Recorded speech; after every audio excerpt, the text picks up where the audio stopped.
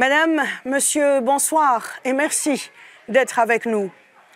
Le bras de fer entre les États-Unis et la Fédération de Russie domine l'actualité internationale ces dernières semaines. Pendant que les États-Unis et l'Union européenne mettent en garde la Fédération de Russie contre toute tentative d'invasion de l'Ukraine, les diplomates sont à pied d'œuvre pour tenter de trouver une solution au conflit. Les deux camps s'accusent de vouloir déclencher un conflit armé et de chercher à dominer militairement la région. Les États-Unis, qui possèdent une importante diaspora ukrainienne, ont été un acteur principal dans la chute du président pro-russe et le gouvernement américain a largement financé les opposants ukrainiens par le biais de deux organismes étatiques américains. L'Agence pour le développement économique et de l'assistance humanitaire dans le monde et The National Endowment for Democracy.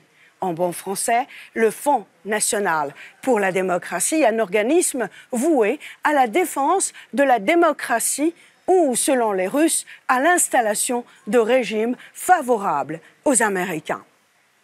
L'Europe se trouve, quant à elle, dans une situation inconfortable. Un conflit armé pourrait avoir un grave impact sur les besoins énergétiques de l'Union européenne, puisqu'elle reçoit près de 40% de ses importations de gaz de la part de la Russie.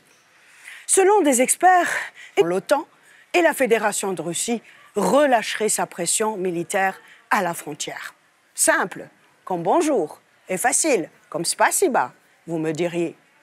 Pour mieux appréhender ce qui se trame de part et d'autre, j'ai invité Philippe Lamberts, membre du Parlement européen, et Gabriel Galis, président de l'Institut international de recherche pour la paix à Genève. Monsieur Lamberts, bonjour et merci d'être avec nous. Monsieur Gabriel Galis, bonjour et merci d'avoir accepté notre invitation. Et vous nous rejoignez depuis Genève par Skype et je vous poserai à vous la première question. Est-ce que nous sommes au bord d'un conflit armé ou au contraire, nous sommes à deux doigts d'un compromis? Bonjour d'abord Madame Lefebvre et bonjour Monsieur Lamberts. J'apporte effectivement un éclairage de chercheurs basés dans un pays neutre, un peu un pont entre l'Orient et l'Occident. Parce que ça, nous sommes un peu plus à l'Est qu'à Bruxelles, ici, et nous faisons partie de ces pays qui ont des habitudes de passerelle. Alors, pour répondre à votre question, je vous dirais que l'une des formes de la guerre moderne, en tout cas qui a pris des dimensions extraordinaires avec les nouvelles technologies, c'est la guerre de l'information. Là, pour le coup, la guerre de l'information bat son plein, et qui dit guerre de l'information, dit guerre de la désinformation, c'est-à-dire des propagandes de tous les côtés. Donc, pour moi, nous ne sommes pas au début, ou nous ne sommes pas au bord d'un vrai conflit, parce que les protagonistes principaux savent très bien que le conflit qui démarrerait là serait vite assez incontrôlable. Et donc, je pense que les États, parce que je pense qu'il faut toujours parler d'États et non pas de Biden, de Poutine ou d'autres. Il y a derrière des machineries, il y a des diplomates, il y a des gens intelligents un peu partout. Et je pense que véritablement, nous ne sommes pas au bord d'une vraie guerre, nous sommes possiblement au bord d'accrochages répétés, de conflits de moyenne intensité, comme on dit, qui vont continuer. J'ai lu récemment qu'il y avait des mercenaires, 400 mercenaires d'une compagnie américaine de sécurité qui venaient d'arriver dans le Donbass.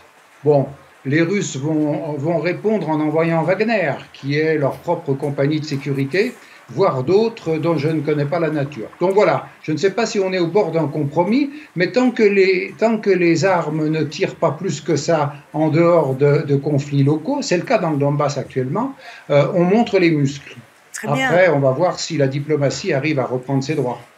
Très bien. Monsieur Lambert, vous partagez l'analyse du docteur Gallis? Assez, en effet, on assiste évidemment à une forme de musculation de part et d'autre depuis plusieurs mois. Moi, ma lecture des choses, c'est que lorsque Biden a été élu, il a vraiment affirmé que le rival stratégique des États-Unis par excellence était la Chine et donc plus la Russie. Et j'ai le sentiment que, en déployant ses forces, Poutine en fait se rappelle au bon souvenir des États-Unis. Il veut rappeler aux États-Unis qu'il faudra continuer à compter avec la Russie, et donc il veut rétablir le statut de la Russie comme, si on veut, une superpuissance rivale des États-Unis. En tout cas, c'est ma lecture des choses. Maintenant, le conflit de basse intensité, le conflit armé continue à exister au Donbass. Je pense qu'il va encore se poursuivre. De là à dire qu'on est face à une potentielle invasion de l'Ukraine par la Russie, je suis moins convaincu parce que le coût de l'opération pour la Russie serait assez colossal, je pense. Mmh.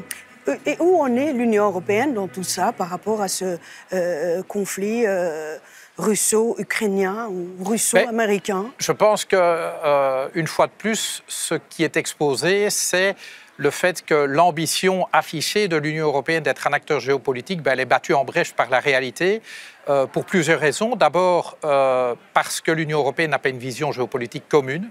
Par rapport à la Russie, mais par rapport à la Méditerranée, à tant d'autres zones géopolitiques. Et par ailleurs, parce que l'Union européenne, et c'est lié évidemment, est assez fort dépendante, alors selon les États un peu plus ou un peu moins, de la Russie de Vladimir Poutine. Et donc, tout le monde sait très bien que si on veut être un acteur géopolitique, il faut être capable de peser, sinon militairement, au moins par des sanctions économiques. Et les sanctions économiques, ça n'est pas quelque chose de gratuit, c'est quelque chose qui vous demande des efforts. Et on voit bien que beaucoup d'États européens aimeraient bien en fait avoir le beurre et l'argent du beurre, autrement dit, être capable de prendre des sanctions sans que ça leur coûte rien. Mais ça, malheureusement, ce n'est pas vraiment la réalité géopolitique. Mmh. Docteur Gallis, pour les Européens, la Russie, elle est vraiment la menace principale? Alors, c'est une question que j'aimerais discuter avec M. Lamberts, parce que notre analyse à nous, ici, depuis cet institut de recherche international indépendant, quand je dis international, c'est que nous avons des chercheurs de différentes nationalités, il y a une étrangeté quand même, une étrangeté historique qui remonte au début des années 90, au début de la chute du mur de Berlin, pour ainsi dire.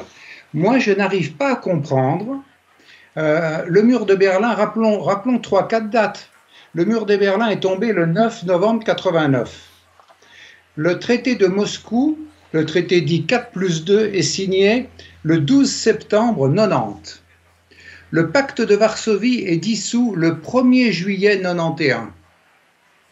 Et alors, au même moment, la communauté européenne se transforme en Union européenne par le traité de Maastricht, qui passe par les différentes instances pour sa validation, y compris dans la phase Conseil européen en décembre 91, puis ultérieurement.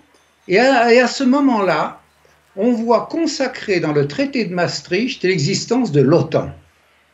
Et à nos yeux de chercheurs pour la paix installés en Suisse, il nous semblait que la dissolution du pacte de Varsovie aurait dû conduire à la dissolution de l'OTAN ou sa refonte, puisque c'était un outil, il aurait fallu le refondre de fond en comble. Donc là, il me semble que l'Europe, et l'Union européenne en particulier, mais les autres ont un peu suivi K1KA, n'a pas pris la mesure de ce qui se passait avec la dissolution du pacte de Varsovie.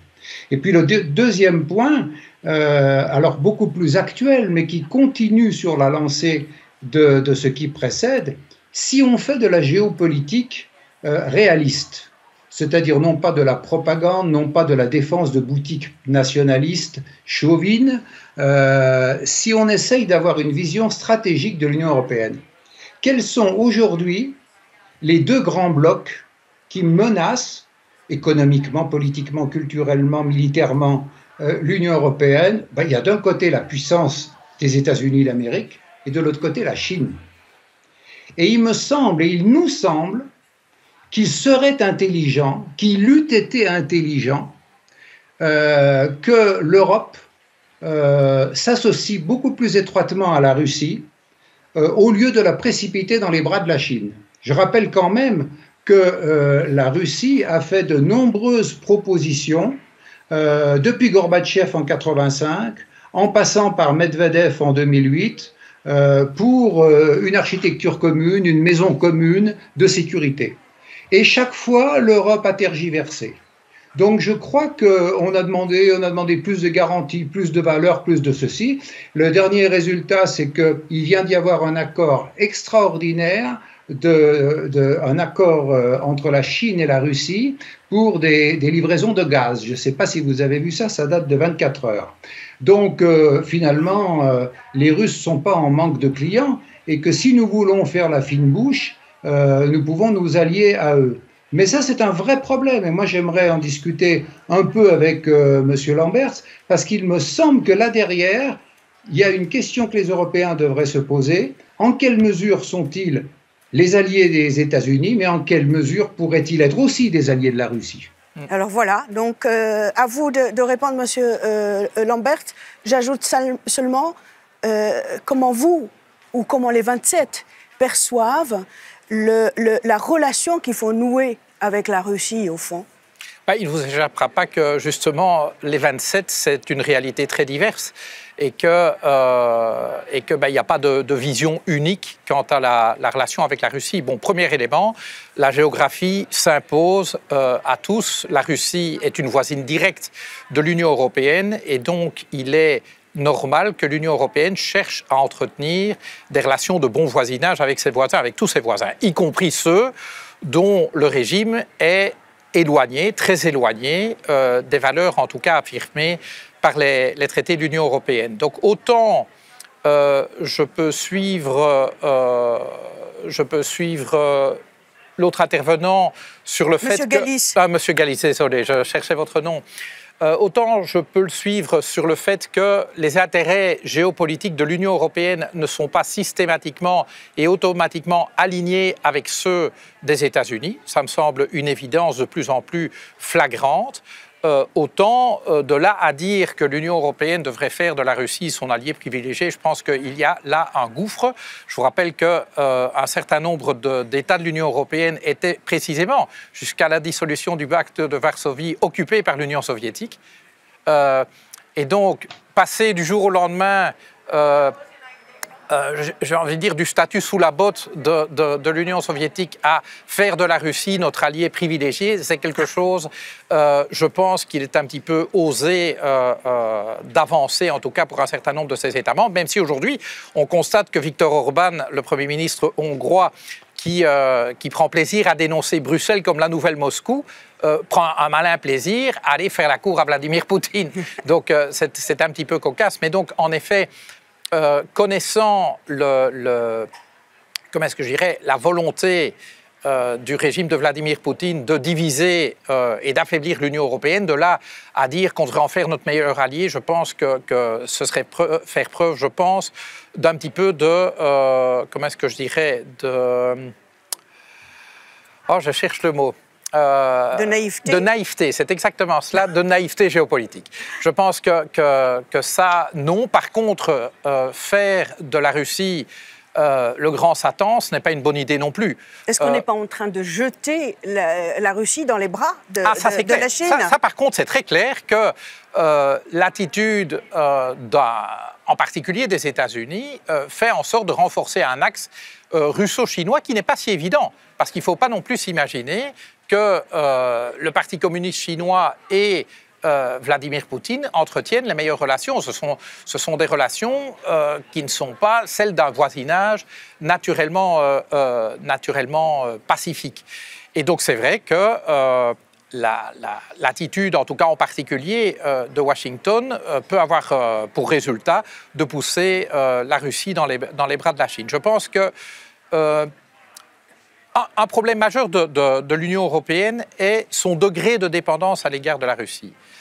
Et je dis bien son degré de dépendance, parce que historiquement, les liens d'interdépendance économique sont aussi un facteur de paix Autrement dit, si on regarde l'histoire des guerres mondiales, l'isolationnisme économique a facilité les conflits militaires. Donc avoir un certain degré d'interdépendance économique n'est pas une mauvaise chose. La question se pose quand la dépendance économique devient trop forte. Lorsque l'Allemagne dépend de la Russie pour 50% de son approvisionnement en gaz, ça atteint un niveau de dépendance qui est excessif. Autrement dit, si vous voulez garder une certaine autonomie stratégique en termes de capacité de décision, eh bien, il ne faut pas que vos liens de dépendance, finalement, handicapent votre jugement. Or, c'est ce qu'on pourrait être tenté de voir dans l'attitude du gouvernement allemand ou du gouvernement italien, d'ailleurs, au sein de l'Union européenne. La France dépend moins économiquement de la Russie, ce qui lui donne les coudées plus franches pour engager un dialogue avec Moscou. Maintenant, on verra ce que donnera la mission d'Emmanuel Macron, c'est bien malin qui peut le dire. Très bien. Monsieur Gallís, le député européen, Monsieur Lamberts, parlait de dépendance économique. Qu'en-est-il de la dépendance de défense de l'Union européenne par rapport à l'OTAN? Et j'aimerais bien vous entendre nous dire si l'OTAN avait eu raison de s'élargir jusqu'aux frontières de la Russie. Écoutez, il me semble que pour comprendre ce qui se passe dans la tête des uns et des autres, il faut les lire. Pour comprendre les dirigeants américains, je recommande un livre fondamental qui a été traduit en une quinzaine de langues. C'est le livre de Zbigniew Brzezinski, qui est mort il y a 3 ans environ, qui s'appelle « Le Grand Échiquier ». Je note d'ailleurs que le sous-titre